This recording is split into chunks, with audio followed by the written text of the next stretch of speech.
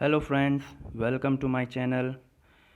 तो आज हम लोग क्या करेंगे, आज हम लोग वर्णमाला की एक्सरसाइज करेंगे, क्योंकि वर्णमाला हम लोगों की कंप्लीट हो चुकी थी।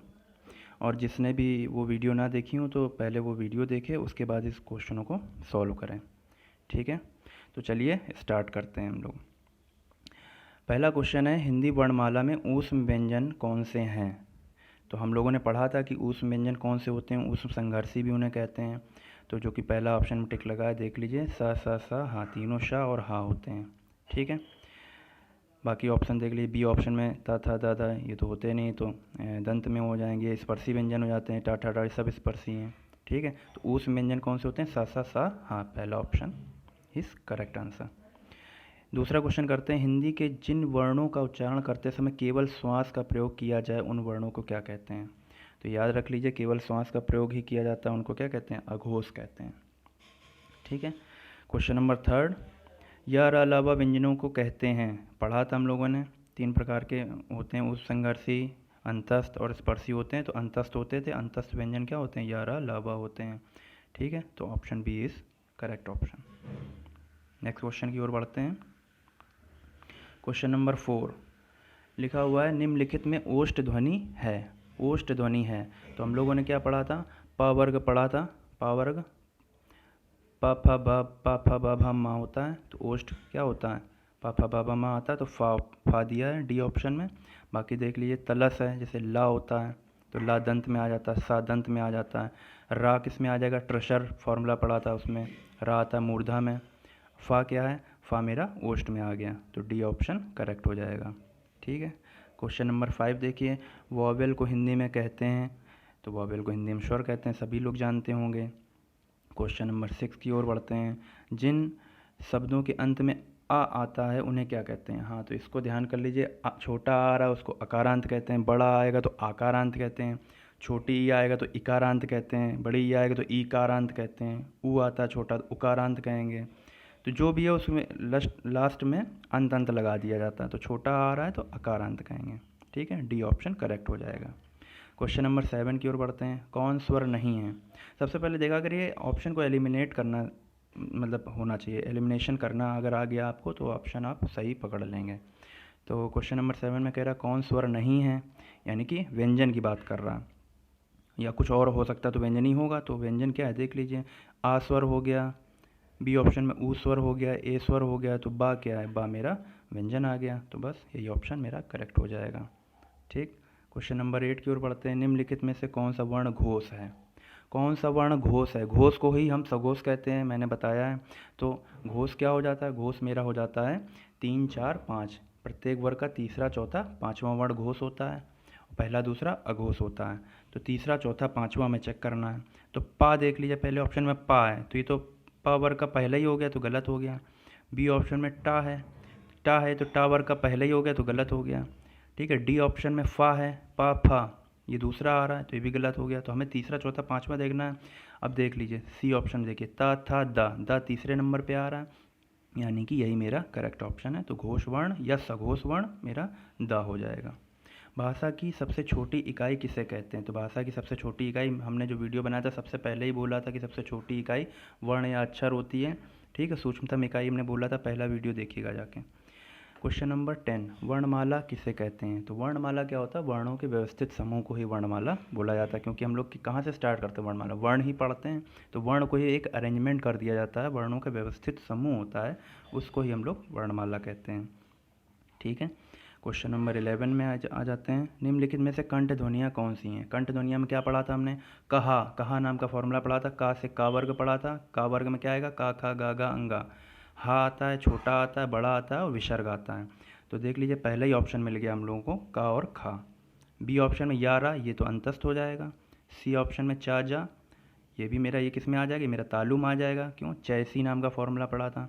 ठीक है, टा और अणा ये तो उसमें आ जाएंगे, है ना, तो ये मुर्दा उर्दा में आ जाएंगे, तो मेरा पहला ऑप्शन करेक्ट हो जाएगा। क्वेश्चन नंबर 12, निम्नलिखित में से उच्चारण स्थान के आधार पर मूर्धन्य व्यंजन बताइए। मूर्धन्य में क्या पढ़ा था हमने, ट्रशर नाम का फॉर्मूला पढ़ा था, टा से हो जाएगा टा ठा डा डा डा। ठीक है, षट को वो मूर्धन्य शा पढ़ा था, और रा पढ़ा था, और री पढ़ा था। तो देख लीजिए, डा उढ़ाई दिया हुआ है, तो सी ऑप्शन करेक्ट हो जाएगा मेरा। ठीक है। क्वेश्चन नंबर 13 में पढ़ते हैं। अल्पप्राण क्या है? अल्पप्राण हमने बोला था, एक तरीका ये बताया था अल्पप्राण में कि हम लोग मुंह के आगे हाथ लगा के अगर बोलें और कम वायु लगे तो वो अल्पप्राण हो जाता है। ठीक है, तो ऐसे भी देख सकते हैं। और 1 3 5 भी होता है, पहला तीसरा, प्रत्येक वर्ग का पहला तीसरा और पांचवा अल्पप्राण होता है। तो देख लीजिए बी ऑप्शन में क और गा आ गया अल्पप्राण। का ख गा पहला हो गया, का खा हो गया दूसरा, गा हो गया तीसरा। बाकी में चेक कर लीजिए, त थ ये दूसरा हो जाएगा। ठीक है, आ ये भी नहीं है, इधर डी में देख लीजिए प फ ये सब दूसरे हो गए, तो मेरा बी ऑप्शन करेक्ट हो जाएगा। ठीक है। क्वेश्चन नंबर 14 में कह रहा है निम्नलिखित शब्दों में नवीन विकसित ध्वनियाँ कौन सी हैं? हाँ, नवीन विकसित को ही हम आगत कहते हैं। ठीक है, नाम याद कर लीजिए। नवीन विकसित जो दूसरी भाषाओं से आ गई हैं उनको हम आगत कहते हैं।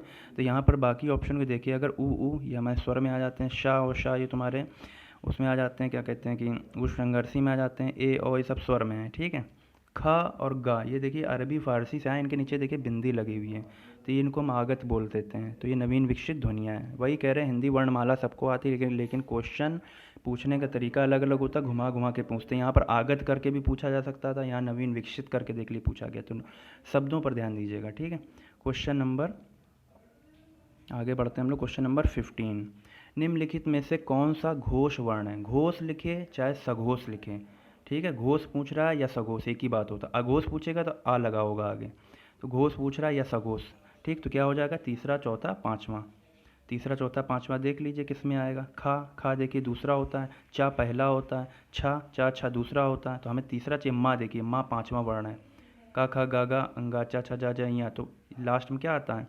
ये माँ वाला है सबसे लास्ट में, माँ आ जाता है। का से माँ तक होते हैं, पापा बाबा माँ, पंचम अक्षर है, तो तीसरा चौथा पाँचवा, तो ये मेरा हो गया माँ हो जाएगा इसका घोष वर्ण। ठीक है, चलिए आगे बढ़ते हैं। 16वां नंबर क्वेश्चन देखते हैं। कह रहा निम्नलिखित में से एक वर्ण व्यंजन नहीं है। वर्ण व्यंजन नहीं है यानी कि क्या पूछ रहा है? स्वर पूछ रहा है। तो देख लीजिए पहला ऑप्शन क्या, ऊ, यही स्वर हो गया, यही मेरा आंसर। बाकी देख लीजिए, खा व्यंजन है, या व्यंजन है, रा व्यंजन है, तो ए ऑप्शन करेक्ट हो जाएगा। घुमा घुमा पूछता है और अक्षर हम लोग नहीं पढ़ते हैं, क्वेश्चन में नहीं पर ध्यान ही नहीं देते हैं, और वहीं हमारा क्वेश्चन गलत हो जाता है ना। तो क्वेश्चन नंबर 17 की ओर बढ़ते हैं। निम्नलिखित में से कौन सी ध्वनियाँ ओष्ठ नहीं हैं? ओष्ठ नहीं है तो बाकी कुछ और भी हो सकती हैं, है ना। तो देखिए पा वर्ग है, पा फा बा ओष्ठ हो जाता है, बा भी ओष्ठ हो जाता है, माँ लास्ट में आता है, ये भी ओष्ठ हो जाता है। पऊ याद रखिए, पऊ में क्या बढ़ाया था? पा से पूरा पापा बाबा माँ, ऊ और बड़ा ऊ। ठीक है, तो तीनों ऑप्शन एलिमिनेट हो गए। ता मेरा किस में आ जाता है? तलस, दंत में आता है, ता था दा दा ना, तो ये मेरा दंत ही करेक्ट आंसर हो जाएगा। क्वेश्चन नंबर 18 की ओर बढ़ते हैं। हिंदी, ये देख लीजिए, थोड़ा जूम कर देते हैं। हिंदी भाषा में मूलतः वर्णों की संख्या कितनी मानी गई है? हमने वीडियो में पढ़ाया है, 52 होते हैं। ठीक है, तो देख लीजिएगा, वीडियो को रिपीट करके देख लीजिए। 52 वर्ण होते हैं, 11 स्वर होते हैं, 33 व्यंजन होते हैं, है ना, 2 क्षिप्त होते हैं, 4 संयुक्त होते हैं। इस तरीके से टोटल मेरे 52 बन जाते हैं। ठीक है, क्वेश्चन नंबर 19, निम्नलिखित में से नासिक के व्यंजन कौन से हैं? तो जो नाक से बोले जाते हैं मैंने पढ़ाया है नासिक के, हर प्रत्येक वर्ग का जो पंचम अक्षर होता है। चा छा जा जा इया देखिए पाँचवा आ रहा, पापा बाबा माँ, ताता दादा ना, ये माँ ना इया ये सब जो आते हैं मेरे नासिक व्यंजन होते हैं।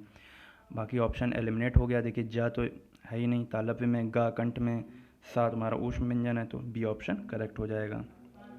क्वेश्चन नंबर 20 की ओर बढ़ते हैं। ए और ए वर्ण क्या कहलाते हैं? ए और ए वर्ण क्या है? हमने बताया था, ए मेरे आ और ई से मिलकर बनते हैं।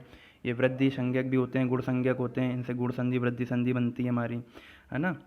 तो ए और ए क्या हो जाएंगे मेरे? कंठ तालव्य होते हैं, क्योंकि आ जो होता है मेरा कहा फार्मूले में कंठ में आता है, और ई जो मेरा चैसी फार्मूले में तालु में आता है। तो कंठ और तालु यानी कि कंठ तालव्य से मिलकर ए वर्ण बने होते हैं। देखिए सारे वही क्वेश्चन पूछे गए, एग्जाम में ही क्वेश्चन आए हुए हैं ये।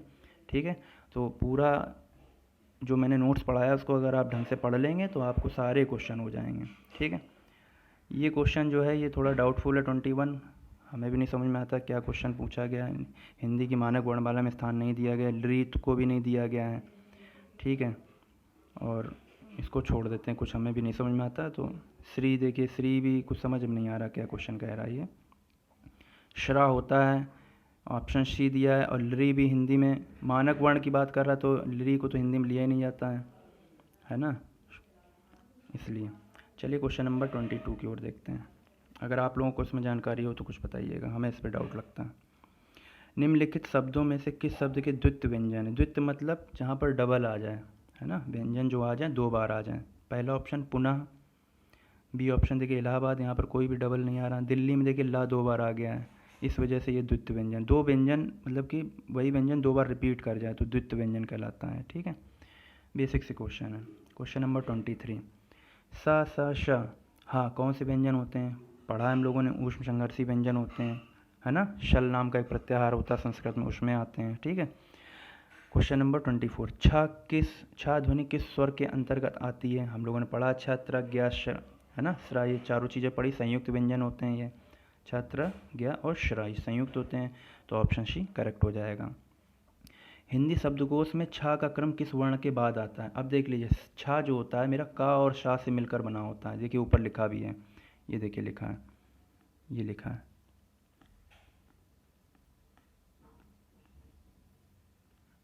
एक सेकेंड,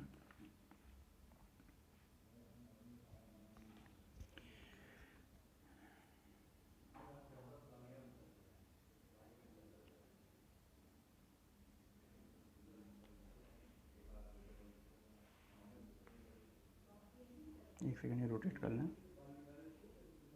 हाँ देख लीजिए, छा जो आता है मेरा का और सा से मिलकर बना होता है। ठीक है, हिंदी शब्दकोश में छा का क्रम किस वर्ण के बाद होता है? तो ये का सा से मिलकर बना होता है, लिखा हुआ देख लीजिए। तो का से ही मेरी वर्णमाला स्टार्ट होती है, तो का ख गा गा अंगा ऐसे चलेंगे, तो छा लास्ट में आता है, तो छा के बाद में ही आएगा। छा जो है ये मेरे का के बाद आता है। ठीक है, तो हिंदी शब्दकोश में छा का क्रम किस वर्ण के बाद आएगा? का के बाद आएगा। और बना किससे होता है? वहीं से पहचानना होता है, का प्लस शा से बना होता है, मूर्धन्य सा से, इस वजह से का के बाद आएगा। ठीक, क्वेश्चन नंबर 25 हो गया। आगे बढ़ते हैं हम लोग, क्वेश्चन नंबर 26। ज्ञा वर्ण किन वर्णों के संयोग से बना है? ज्ञा वर्ण हम लोगों ने पढ़ा है, संयुक्त वर्ण, संयुक्त व्यंजन पढ़े हैं, छात्र ज्ञा और स्रा। तो देख लिए, बताया था हमने, ज्ञा किससे बना होता है? जा और इया से मिलकर बना होता है, बी ऑप्शन करेक्ट हो जाएगा। अब ये हलंत का ध्यान रखिए, देखिए इन ऑप्शन में क्या है, हलंत बी में लगा है, बाकी कहीं हलंत नहीं लगा। हमने दोनों तरीके बताए थे, या तो दोनों के नीचे हलंत लगा होगा तो आ लास्ट में होगा, या एक के नीचे हलंत लगा होगा तो आ नहीं होगा, तो बी ऑप्शन इसका करेक्ट है। ठीक है, 27 की ओर बढ़ते हैं। अघोष वर्ण कौन सा है? अघोष कैसे होता है? पहला और दूसरा वर्ण होता है। ठीक है, पहला दूसरा होता है और तीनों सा होते हैं, हमने पढ़ाया तीनों सा होते हैं, पहला दूसरा होता है। तो सीधा सा देखिए दिख गया हमको, डायरेक्ट ऑप्शन डी में सा है, तो हमने टिक लगा दिया, शा इज करेक्ट आंसर। बाकी क्यों नहीं, देख लिए, पा फा बा तीसरा हो रहा है, हा होता ही नहीं है, जा चा छा जा तीसरा हो रहा है। ठीक है, तो डी ऑप्शन करेक्ट हो जाएगा। घा का उच्चारण स्थान कौन सा? देखिए सब क्वेश्चन पूछे गए हैं। घा का उच्चारण स्थान क्या होता है? कहा पढ़ा था, का में खा खा गा गा अंगा पाँचों अक्षर आ गए का वर्ग में, तो घा क्या हो जाएगा मेरा? कंठ होता है। ठीक, आगे बढ़ते हैं। निम्नलिखित में से संयुक्त व्यंजन कौन सा है? संयुक्त व्यंजन चार होते हैं, छत्र ज्ञ और श्र। तो देख लीजिए, ज्ञ दिख गया हम लोग को ऑप्शन में, option number B is correct. ठीक है, क्वेश्चन नंबर 30, निम्नलिखित में से कौन सा वर्ण उच्चारण की दृष्टि से दंत नहीं है? अब दंत नहीं है तो यानी कि कुछ और हो सकता है दंत के अलावा। ठीक है, तो पहला देख लीजिए ऑप्शन ता तो दंत होता, तलस याद कर लीजिए, ता वर्ग में ता था दादा ना, देख लीजिए पहले ऑप्शन में ता मिल गया, दा मिल गया सी ऑप्शन में, और बी में ना मिल गया, तो ये तो दंत हैं, तो बचा कौन सा? टा, डी ऑप्शन। टा कौन सा? टा मूर्धन्य है, तो डी ऑप्शन करेक्ट हो जाएगा। कौन सा अमानक वर्ण है?